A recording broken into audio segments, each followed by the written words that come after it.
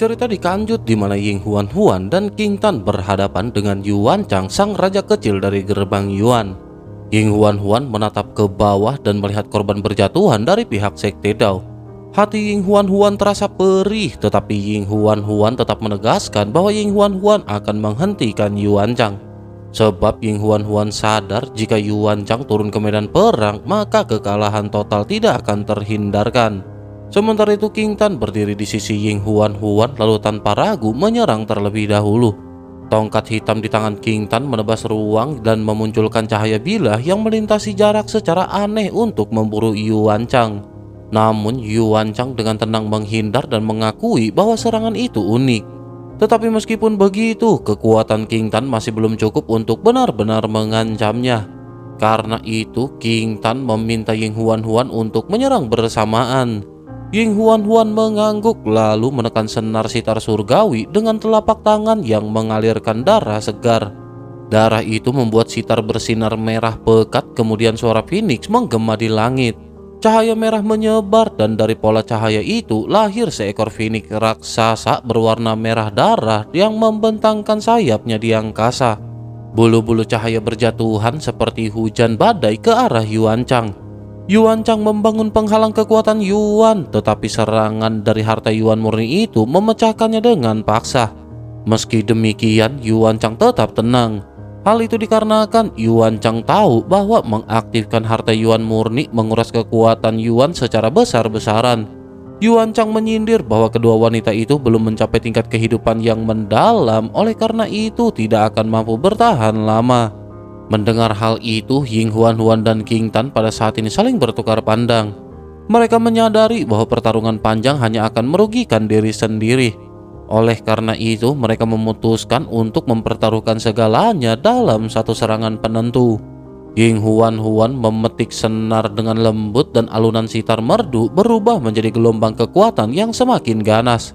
Cahaya Phoenix membesar dan suhu di sekitar mulai meningkat drastis. Sementara itu King Tan mengorbankan darah esensinya untuk memperkuat tongkat hitam hingga cahaya merah menyelimutinya. Namun King Tan pada saat ini masih belum berhenti. Dengan segel tangan misterius, cahaya hitam memancar dari antara alis King Tan. Lalu sebuah simbol kuno perlahan muncul dari istana Niwan King Tan. Saat simbol itu muncul, kegelapan pekat menyelimuti langit dan atmosfer berubah menjadi berat serta menyesakkan. Yuan Chang yang semula tenang tiba-tiba menyusutkan pupil matanya. Yuan Chang mengenali simbol itu sebagai simbol leluhur kegelapan. Pada saat itu, Yuan Chang akhirnya menyadari bahwa kedua wanita di hadapannya bukan sekedar lawan biasa, melainkan pewaris kekuatan yang mampu mengguncang langit dan bumi. Cahaya hitam tiba-tiba menyebar di langit, lalu sebuah simbol kuno berwarna gelap melayang keluar di antara alis King Tan. Banyak orang langsung mengenalinya sebagai simbol yang sangat mirip dengan simbol leluhur kegelapan. Namun Yuan Chang segera menyadari bahwa simbol itu bukan yang asli, melainkan tiruan yang dibuat berdasarkan harta istana milik istana kegelapan. Karena itu, Yuan Chang mulai menebak-nebak identitas King Tan dan merasa situasi menjadi lebih rumit dari yang dibayangkan. Tidak lama kemudian, simbol itu meledak dengan cahaya hitam pekat dan berubah menjadi sosok raksasa gelap yang memegang tongkat besar. Aura ganas menyelimuti langit dan pada saat yang sama, Ying Huan Huan mengerahkan seluruh kekuatannya dan mengaktifkan teknik sitar Phoenix surgawi dengan nada nirwana ilahi. Gugusan cahaya merah berubah menjadi meteor api yang melesat menuju Yuan Chang. Sementara itu King Tan mengayunkan tongkat hitamnya melalui teknik sabit kegelapan eksekusi jiwa. Dua serangan dahsyat itu pada akhirnya segera menutup semua jalur mundur Yuan Chang. Ledakan besar mengguncang langit dan bumi, gunung runtuh, tanah retak, dan badai kekuatan Yuan mengamuk di udara. Namun ketika debu mulai menghilang, sebuah lonceng kuno raksasa tampak melindungi Yuan Chang. Teknik kitab Dewa Yuan, lonceng Dewa Yuan telah menahan serangan tersebut. Namun meskipun begitu, ketika lonceng itu retak dan menghilang, terlihat luka panjang di dada Yuan Chang. Semua orang terjekut karena ternyata dua gadis itu mampu melukai Yuan Chang. Akan tetapi Yuan Chang hanya tertawa dingin dan menyatakan bahwa semuanya sudah berakhir. Dengan niat membunuh yang semakin pekat, Yuan Chang menyerang Ying Huan Huan. gelombang suara dan pertahanan sitar tidak mampu menghentikannya sepenuhnya. King Tan mencoba menolong, tetapi Yuan Chang menghantamnya hingga terpental dan memuntahkan darah. Ying Huan Huan akhirnya terkena serangan telak dan terjatuh ke tanah dalam keadaan lemah. Para murid Sekte Dao juga berusaha melindungi Ying Huan Huan, namun mereka semua dipukul mundur dengan kejam. Wang Yan juga nekat menyelamatkan Ying Huan Huan dan mendorongnya menjauh, tetapi Yuan Chang mematahkan lengan Wang Yan lalu menendangnya hingga terlempar jauh. Sementara itu, Lei Qian bergerak untuk menghabisi Ying Huan Huan yang sudah tak berdaya. Di langit, Ying Xiao Xiao yang juga terluka hanya bisa berteriak putus asa memanggil nama Lindong. Saat harapan hampir padam, ledakan sonik menggema di langit. Sosok bercahaya hijau melesat secepat meteor dan langsung menghantam dada Lei Qian dengan satu pukulan. Tubuh Lei Qian terlempar jauh dan tertanam di tebing. Semua orang terdiam ketika cahaya itu memudar dan memperlihatkan wajah Lindong. Aura Lindong pada saat ini terasa brutal dan mengerikan. Tatapannya seperti binatang buas yang terbangun dari amarah panjang. Ying Huan Huan yang hampir putus asa akhirnya melihat Lindong berdiri di hadapannya. Lindong menyentuh pipi Ying Huan Huan dengan tangan gemetar dan meminta maaf karena telah datang terlambat. Saat itu juga seluruh emosi yang ditahan Ying Huan Huan pada akhirnya pecah. Ying Huan Huan menangis di pelukan Lindong dan menceritakan banyak murid yang gugur, lengan Wang Yan yang patah, serta luka yang diderita semua orang. Lindong memandang para murid Sekte Dao yang terluka parah. Tidak ada satupun dari mereka yang menyalahkannya, bahkan mereka justru menatapnya dengan harapan terakhir. Pang Tong berlutut dan memohon agar Lindong memperkuat Sekte Dao. Para murid lain juga ikut berlutut dengan mata memerah dan penuh kebencian. Lindong pada akhir perlahan melepaskan pelukan Ying Huan Huan lalu menatap semua orang dengan senyum ganas yang perlahan terangkat di wajahnya. Dengan suara tenang namun dipenuhi niat membunuh, Lindong menyatakan bahwa Lindong akan menggunakan seluruh hidup musuh-musuh itu untuk menghormati saudara-saudara Sekte Dao yang telah gugur. Di tengah medan perang yang sunyi, aura brutal menyebar dari tubuh Lindong. Seolah-olah seorang Asura yang tertidur telah benar-benar terbangun di atas tanah yang berlumur darah. Ketika Lindong tiba, Ying Xiao Xiao juga segera turun dan merasa lega karena Ying Huan Huan tidak mengalami luka serius. Lindong kemudian meminta Ying Xiao Xiao untuk menyerahkan semuanya kepada Lindong. Ying Xiao Xiao menatap wajah Lindong dan menyadari bahwa senyum santainya telah menghilang. Senyum itu telah digantikan oleh tatapan ganas yang dipenuhi dengan jejak darah. Namun keganasan itu justru menenangkan hati Ying Xiao Xiao karena Lindong selalu bertindak dengan keyakinan penuh. Setelah berpesan agar Lindong berhati-hati, Ying Xiao Xiao pada akhirnya mundur sambil memeluk Ying Huan Huan. King Tan juga segera menghampiri Lindong dengan wajah penuh kegembiraan meskipun wajahnya yang pucat menunjukkan bahwa King Tan telah terluka. Lindong menepuk kelapak King Tan dengan lembut tanpa menegur, tetapi tatapannya berubah semakin dingin. Lindong lanjut meminta King Tan membawa Chen Gui yang terluka untuk mundur. King Tan pun menuruti hal tersebut karena King Tan memahami bahwa ketenangan Lindong menutupi amarah yang bergejolak. Sementara itu dari kejauhan, Yuan Chang memandang Lindong dengan tatapan dingin dan mengejek karena mengira Lindong akan bersembunyi sampai akhir pertarungan besar sekte. Namun Lindong mengabaikan ejekan itu dan justru menyatakan bahwa tempat itu cukup baik sebagai lokasi peristirahatan terakhir Yuan Chang. Ucapan tersebut seketika membuat suasana benar-benar kembali menegang. Seorang jenderal roh dari gerbang Yuan yang sebelumnya bertarung dengan King Ye menertawakan Lindong dan menyatakan bahwa tempat itu akan menjadi kuburan bagi murid-murid Sekte Dao. Begitu kata-kata itu terdengar, Lindong seketika bergerak secepat bayangan. Dalam sekejap, Lindong muncul di depan jenderal roh itu dan melayangkan satu pukulan. Sisik naga hijau di lengan Lindong menyatu dengan kulitnya, memunculkan pola naga samar yang memancarkan kekuatan mengerikan. Pukulan itu menghantam dada lawan dengan kekuatan dahsyat hingga tanah retak dan runtuh. Lindong melangkah pergi tanpa menoleh dan pada langkah ketiganya, tubuh jenderal roh itu meledak menjadi kabut berdarah.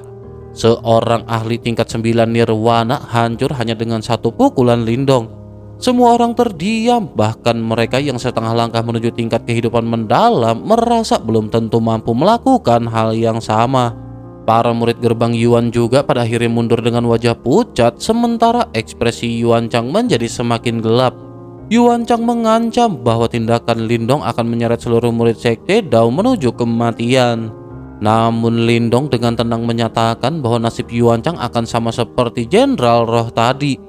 Pada saat yang sama, Lei Qian yang sebelumnya terpukul hingga menghantam tebing kembali menyerang dengan amarah yang meluap. Dengan pedang petir yang mengandung kekuatan penuh, Lei Qian pada saat ini menebas ke arah Lindong. Lindong justru menarik seluruh sisik naga ke dalam tubuhnya hingga tampak seolah-olah Lindong menanggalkan pertahanannya. Namun di balik kulitnya mengalir kekuatan yang lebih padat dan mengerikan karena penguasaan dari teknik naga langit hijau benar-benar semakin mendalam. Lindong pada akhirnya mengepalkan tinju dan menghantam langsung pedang petir tersebut. Cahaya hijau meledak, raungan naga seolah menggema dan gelombang kekuatan menyapu tanah hingga retak. Dengan satu teriakan, Lindong melepaskan tekanan seperti naga kuno yang membalikan langit. Lei Qian pun terpukul mundur, pedangnya terlepas dan tubuhnya terhempas dengan menyedihkan. Dalam benturan langsung itu, Lei Qian pada saat ini benar-benar kalah telak. Sementara itu Lindong juga pada saat ini tidak memberikan kesempatan. Ketika Lindong hendak melancarkan pukulan penentu, Ling Zhen mencoba menghalangi dengan tombak panjang yang terbentuk dari Yuan Power. Namun Lindong menangkap tombak itu dengan satu tangan dan tetap menghantam dada Lei Qian dengan tangannya yang lain. Darah seketika menyembur dari mulut Lei Qian dan auranya melemah drastis karena terluka berat. Dalam waktu singkat, Lindong telah menghabisi seorang jenderal roh gerbang Yuan dan melukai Lei Qian dengan parah. Semua orang terdiam, sementara tatapan mereka beralih pada Yuan Chang yang wajahnya semakin suram. Kini menjadi jelas bahwa menghadapi murid sekte Dao, khususnya Lindong, tidak akan semudah yang dibayangkan. Situasi berubah dan pertarungan itu menjadi jauh lebih menegangkan. Sementara itu Lei Qian pada saat ini menoleh dan melihat Yuan Chang yang berdiri di belakangnya. Darah masih tersisa di sudut mulut Lei Qian, sementara wajahnya tampak muram. Lei Qian lanjut mengakui dengan nada enggan bahwa Lindong jauh lebih kuat jika dibandingkan dengan sebelumnya. Yuan Chang juga dengan nada datar menyebut bahwa Lindong telah mencapai tingkat 8 nirwana. Ia juga melatih seni bela diri penguat tubuh yang sangat kuat sehingga fisiknya jauh melampaui orang binasa. Yuan Chang juga dengan tenang menyatakan bahwa Lei Qian memang bukan lawan Lindong. Meskipun hati Lei Qian dipenuhi dengan rasa tidak terima, kenyataan bahwa dirinya tetap terluka meski telah mengerahkan seluruh kekuatannya membuatnya tidak mampu membantah. Sementara itu Ling Zhen turun dari udara dan bertanya apa rencana mereka selanjutnya. Yuan Chang menjawab bahwa dirinya akan turun tangan sendiri karena menurut Yuan Chang, setiap orang yang ingin menjadi penyelamat harus membayar harga. Ucapan itu segera menarik perhatian seluruh orang yang berada di sekitar. Para murid gerbang Yuan kembali memperoleh semangat ketika melihat Yuan Chang akhirnya bergerak. Mereka lanjut menatap ke arah Lindong dengan keyakinan penuh sebab kekuatan Yuan Chang diakui luas, bahkan Chen Gui pun pernah dikalahkan. Namun sebelum pertarungan dimulai, sosok berpakaian putih melayang turun dari langit di atas teratai hijau. Sosok itu adalah Ling Qingzu. Reputasi Ling Qingzu di wilayah Suan Timur tidak kalah dari Yuan Chang dan kekuatannya telah mencapai tahap awal kehidupan mendalam. Oleh karena itu kehadirannya langsung menyita perhatian banyak orang. Ling Qingzu memandang medan yang porak-poranda, lalu tatapannya berhenti pada Lindong yang memancarkan aura brutal. Ling Qingzu memahami bahwa konflik antar sekte Dao dan gerbang Yuan telah berkembang hingga titik yang tidak mungkin lagi didamaikan. Pada saat ini pertempuran besar benar-benar tidak lagi dapat dihindari. Melihat kemunculan Ling Qingzu, Yuan Chang sempat berbicara dengan sopan kepada Ling Qingzu. Yuan Chang menawarkan bantuan atas urusan Ling Qingzu di wilayah iblis unik. Namun Ling Qingzu menjawab dengan tenang bahwa urusannya telah selesai. Selanjutnya Ling Qingzu mengirimkan suara lembut melalui kekuatan spiritual kepada Lindong. Ia menyampaikan agar Lindong berhati-hati karena Yuan Chang bukan lawan yang mudah. Lindong yang sebelumnya tanpa ekspresi akhirnya sedikit mengangguk sebagai jawaban. Ling Qingzu kemudian mundur ke puncak gunung tempat istana kemurnian tertinggi 9 surga berada. Ling Qingzu tahu bahwa dirinya tidak dapat ikut campur karena jika bertindak, hal itu akan menyeret sektenya ke dalam konflik besar antar dua sekte super kuat. Melihat interaksi singkat itu, kecemburuan dan niat membunuh kembali muncul dalam hati Yuan Chang. Yuan Chang merasakan adanya hubungan yang tidak sederhana di antara Ling Qingzu dan Lindong. Perasaan itu pada akhirnya semakin memperkuat tekad Yuan Chang untuk menyingkirkan Lindong. Yuan Chang pada akhirnya melangkah maju dan segera melepaskan kekuatan Yuan yang menggetarkan langit. Karena telah berada di tahap awal kehidupan mendalam, tubuh Yuan Chang telah menghasilkan ki kehidupan yang menyatu dengan kekuatan Yuan. Hal itu pada akhirnya membuat energinya jauh lebih besar jika dibandingkan dengan praktisi di bawah tingkat tersebut. Dengan tatapan dingin di udara, Yuan Chang pada akhirnya mulai menyerang. Sebuah telapak tangan raksasa yang terbentuk dari kekuatan Yuan turun menghantam Lindong dengan kekuatan mengguncang bumi. Namun Lindong segera memanggil sebuah kuali merah yang membesar di udara. Pada akhirnya tabrakan berlangsung. Ledakan keras juga pada saat ini segera mengguncang langit. Yuan Chang dan dua rekannya terkejut karena benda yang mereka cari dengan susah payah justru berada di tangan Lindong. Namun Yuan Chang tetap yakin bahwa meski Lindong memiliki harta Yuan murni, perbedaan jumlah kekuatan Yuan di antara mereka tetap terlalu besar. Lindong pada saat ini tidak menjawab dengan banyak kata. Sebaliknya, Lindong membentuk segel tangan misterius dan menekan telapak tangannya ke tanah. Seketika itu pula tanah di sekeliling mereka mulai berubah menjadi tandus. Energi dari segala arah terserap ke dalam tubuh Lindong dengan kecepatan yang sangat cepat. Perubahan mendadak itu membuat pupil mata Yuan Chang seketika menyusut.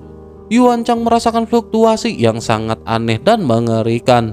Dengan suara yang berubah, Yuan Chang akhirnya menyadari bahwa teknik yang digunakan Lindong adalah kitab suci kesunyian agung. Ini adalah sebuah seni yang mampu menyerap energi alam dan memperkuat penggunanya secara drastis. Pada saat itu juga semua orang memahami bahwa pertarungan antar dua jenius ini bukan lagi sekedar bentrok biasa. Ini adalah pertempuran hidup dan mokat yang akan menentukan harga diri serta masa depan dua sekte besar.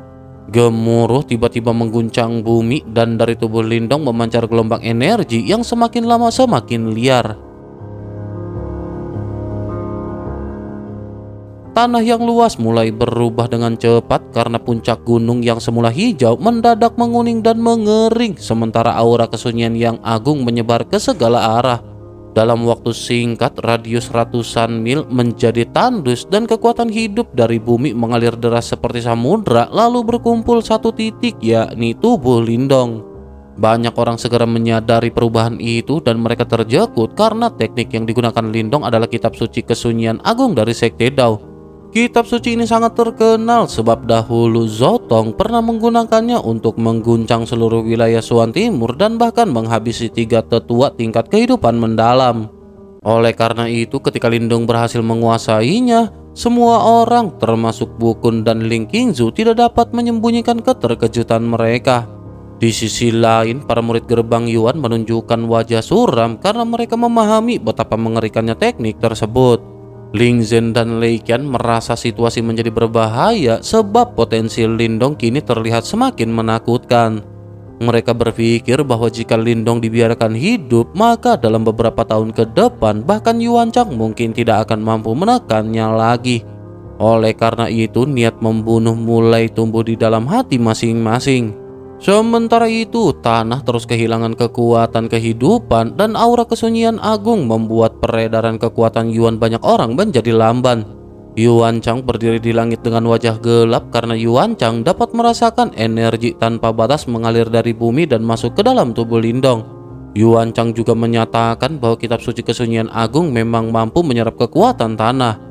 Tetapi tubuh fisik penggunanya harus cukup kuat dan jika tidak, maka tubuh itu akan hancur oleh energi yang berlebihan. Yuan Chang meragukan bahwa Lindong mampu menanggung beban sebesar itu. Namun Lindong hanya tersenyum tipis lalu dengan tenang menantang keraguan tersebut. Seketika cahaya hijau menyelimuti tubuh Lindong dan mata Lindong berubah menjadi hijau dengan pola naga bercahaya di dalamnya. Teknik seni naga hijau diaktifkan dan kutil Lindong tampak seperti sisik naga tua yang sederhana namun mengandung pertahanan luar binasa. Raungan naga terdengar dari dalam tubuh Lindong membuat darah dan meridian Lindong mendidih. Kemudian Lindong menempelkan tangannya ke tanah dan memerintahkan penyerapan dimulai. Pilar cahaya besar meledak dari bumi dan menembus langit, sementara energi yang sangat besar tanpa syarat memenuhi tubuh Lindong. Akan tetapi tubuh Lindong tidak menunjukkan tanda-tanda kehancuran. Sebaliknya, aura Lindong meningkat selangkah demi selangkah hingga melampaui tingkat Lei Qian dan terus mendekati tingkatan Yuan Chang. Ling Zhen dan Lei Qian semakin terjekut karena mereka menyadari bahwa kekuatan hidup dalam radius belasan mil telah sepenuhnya diserap oleh Lindong. Tubuh fisik Lindong ternyata mampu menahan gelombang energi sebesar itu sehingga Lindong kini menjadi ancaman yang sulit diukur kedalamannya. Setelah pilar cahaya menghilang, Lindong berjalan maju dengan langkah tenang. Namun setiap pijakan kaki Lindong seolah menyatu dengan denyut bumi dan membuat tanah bergetar. Dengan mata hijau bercahaya, Lindong menatap langsung ke arah Yuan Chang.